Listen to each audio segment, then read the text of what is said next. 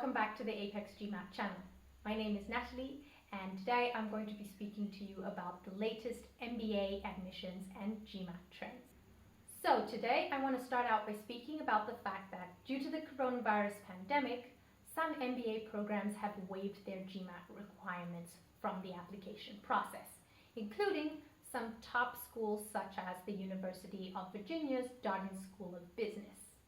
Now, this may seem exciting and make the process a little less daunting, but I wouldn't pack away my GMAT prep materials just yet. Remember that the GMAT speaks to your critical reasoning and creative problem-solving skills, which are vital to success in any MBA program. So, applying without this score means that you are limiting the amount of information that admissions officers see, and therefore not fully representing your skills in your application. Not to mention the fact that other applicants will have their GMAT score in their applications, having taken it from before the pandemic in test centers or during the recent months with the online version of the GMAT.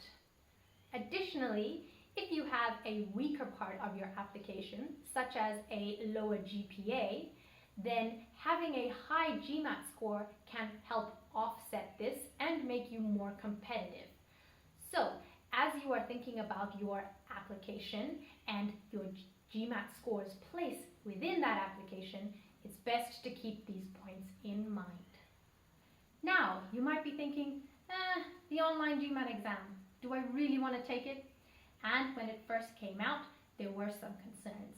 Granted, there still are, but the GMAT has been working to improve and adapt the exam, just recently announcing that candidates are able to take the test twice instead of just the previous one time.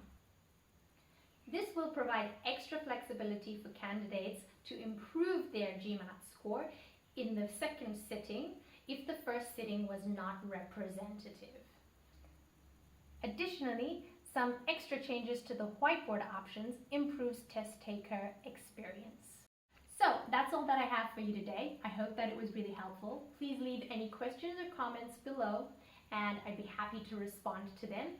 Also, if you want to speak about your GMAT prep or MBA applications, please feel free to reach out to us on our website and we'd be happy to give you some advice.